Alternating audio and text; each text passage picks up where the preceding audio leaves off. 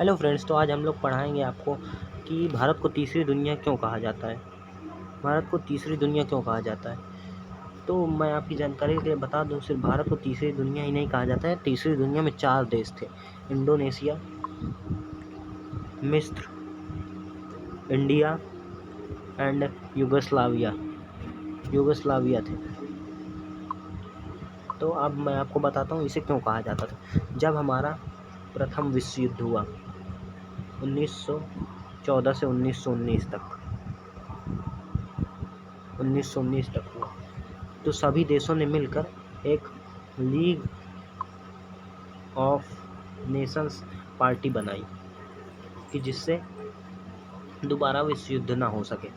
तो उसके कुछ ही साल बाद 1939 में जर्मनी ने पोलैंड पर हमला करके 1939 में द्वितीय विश्व युद्ध शुरू कर दिया, जो कि 1939 से 1945 तक चला। अब ऐसा तो है नहीं कि युद्ध ख़त्म हो जाएगा तो सारी झंझटें ख़त्म हो जाएंगी। तो धीरे धीरे शुरू हुआ कि यहाँ पे ये यूएसएसआर, उसे रसिया को पहले यूएसएसआर कहते थे क्योंकि ये 15 देशों में बटा हुआ था, और यहाँ पे यूनाइटेड स्टेट ऑफ अमेरिका, ये दोनों अपने अपने में लगे थे कि हमारे पक्ष में कौन आ जाए, हमारे पक्ष में कौन आ जाए। जो यूनाइटेड स्टेट्स के पक्ष में गया उसे कहा गया तीसरी दुनिया, और जो यूएसएसआर के पक्ष में गया उसे कहा गया दूसरी दुनिया।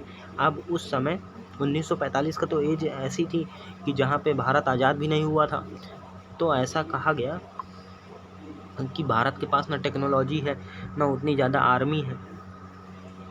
तो भारत ने कहा ना हम जाएंगे इधर तरफ, ना हम पहली दुनिया के बनेंगे, ना हम दूसरी दुनिया के बनेंगे। हम बनाएंगे अपनी तीसरी दुनिया, जिसे उसने गुट निरपेक्ष नाम दिया। और गुट निरपेक्ष को NAM 1961 को चालू किया, जिसे नॉन एलाइजिंग मूवमेंट के नाम से जाना जाता है। उस समय ऐसा था कि अब भारत गुट निरपेक्ष बन गया, तो ऐसे तो बन नहीं जाएगा कि अकेला चना भार नहीं फोड़ता। तो इसने कहा कि इंडोनेशिया तू भी बर्बाद हो जाएगा, इजिप्ट तू भी बर्बाद हो जाएगा, जो इससे सहमति पाए, यूगोस्लाविया तू भी बर्बाद हो जाएगा। तो ये देश मान गए। इंडोनेशिया के राजा अहमद थे, यहाँ पे प्रधानमंत्री नेहरू थे, यहाँ पे कर्नल नासिर थे, यहाँ पे मार्शल टीटो। तो चार लोगों के मिलन से बना गुट निरपेक्ष नॉन एलाइजिंग मूवमेंट। और जो 1945 के बाद चालू हुआ युद्ध, 1945 से 1991 तक उसे कोल्ड वार कहा गया। और कोल्ड वार का मतलब था कि ना ही यूनाइटेड स्टेट्स ने रसिया पर एक भी गोली चलाई, ना ही रसिया ने यूनाइटेड स्टेट्स पर। अब ये यूएसएसआर जो भी यूनाइटेड स्टेट्स के पक्ष में जाता था उसे रूस धो देता था, और जो भी रसिया के पक्ष में जाता था उसे यूनाइटेड स्टेट्स धो देता था। यहाँ पे देखिए, यहाँ पे इराक है, तुर्की, सब लोग रूस के पक्ष में थे। तो यहाँ से गया अमेरिका और इसे मार दिया। अब भारत तो अपना जानता था कि हाँ चलो लड़ाई में भाग नहीं ले रहे हैं, लेकिन किसी न किसी से साथ बना के रखना पड़ेगा, किसी बड़े देश से जिसके पास बहुत ताकत है। तो इसने चुपके से रसिया से अपना साथ बना लिया और कहा कि हम लोग कभी कभी भाई के तरीके रहेंगे, और दुनिया के नज़रों में हम गुट निरपेक्ष हैं, लेकिन कभी कभी हम भाई के तरीके रहेंगे। तो क्या हुआ कि यहाँ पे आप लोग जानते होंगे कि ये हमारी पृथ्वी है, और यहाँ पे बहुत ज़्यादा ठंडी पड़ती है। इसे टुंड्रा टाइगा प्रदेश कहा जाता है, टुंड्रा टाइगा एरिया। ऊपर वाले को टुंड्रा कहते हैं, नीचे जहाँ पे ठंडी पड़ती है उसे टुंड्रा कहते हैं, इसके नीचे वाले को टाइगा कहते हैं। इसे शीतोष्ण कटिबंध एरिया कहते हैं, शीतोष्ण कटिबंध एरिया।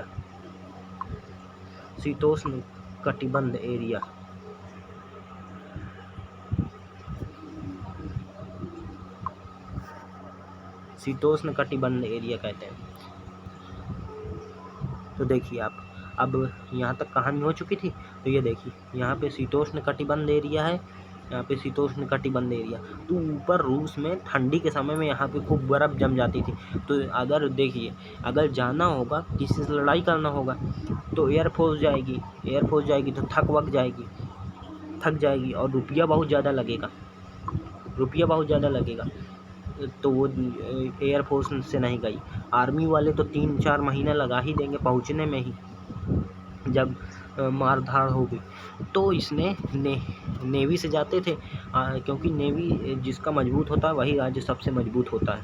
देखिए नेवी जाते थे, और यहाँ से तो आप जा नहीं सकते ठंडी के एरिया में। गर्मी में तो यहाँ से लड़ाई कर लिए, लेकिन ठंडी के एरिया में यहाँ पे पूरे में बर्फ़ जम जाती थी।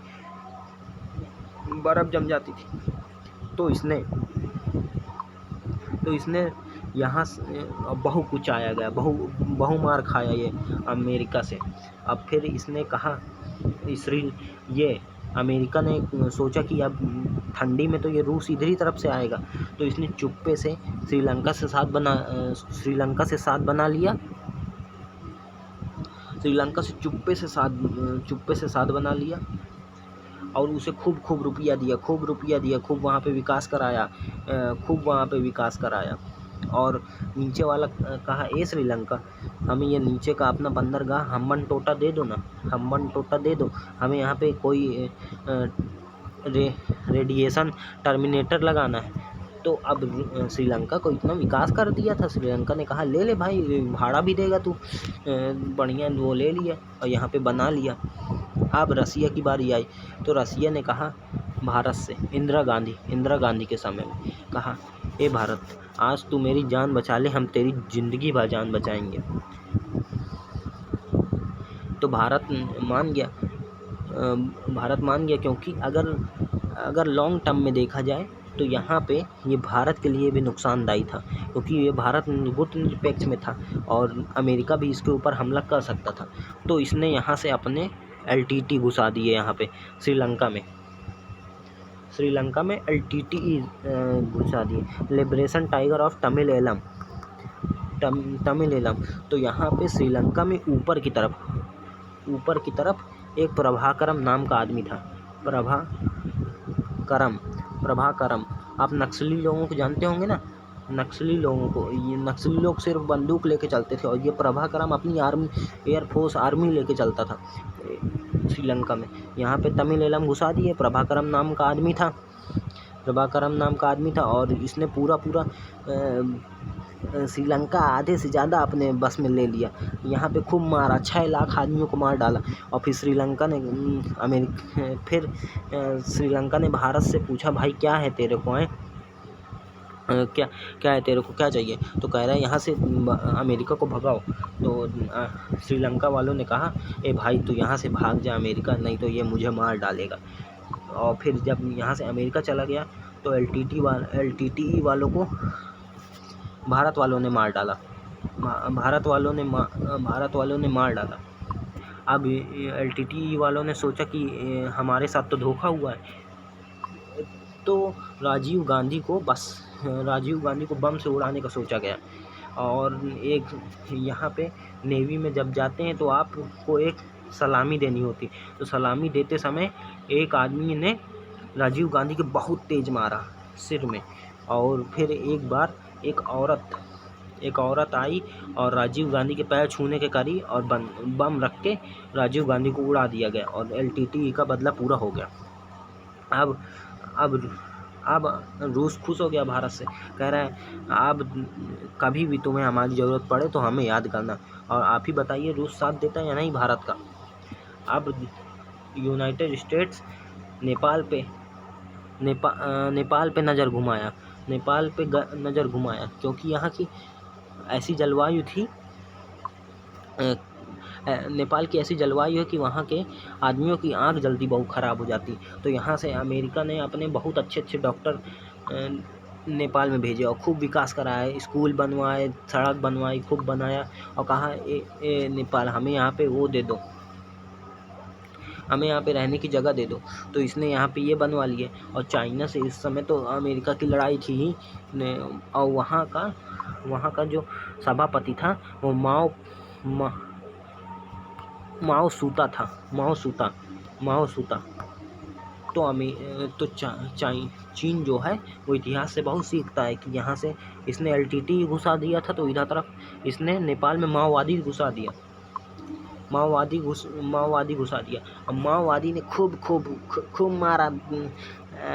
खूब मारा नेपाल वालों को, खूब मारा। और नेपाल वालों ने कहा ए अमेरिका तुम चले जाओ यार। कह रहा है तुम्हें क्या दिक्कत है, हम रुपया दे तो रहे हैं। तो कह रहा है नहीं, तुम तो बच जाओगे, हम नहीं बचेंगे। अब अमेरिका को सबसे दिक्कत आ गई। अब अमेरिका को सबसे दिक्कत आ गई। अमेरिका फिर यहाँ पे लौट आया। अब कहा गया इंडिया ने तो मार दिया था अपने एलटीटी वालों को, चाइना वालों तुम भी अपने माओवादी को मारो। तो चाइना वाला पूछता है कि हमने कहा माओवादी को भेजा, हम का जाने माओवादी कौन होता है। तो इसी तरह कोल्ड वॉर चलता रहा। और ये 1991 में यूएसएसआर के 15 देशों के अलग हो जाने से ये फिर टूट गया यूएसएसआर, और यहीं पे हमारा कोल्ड वॉर समाप्त हो गया।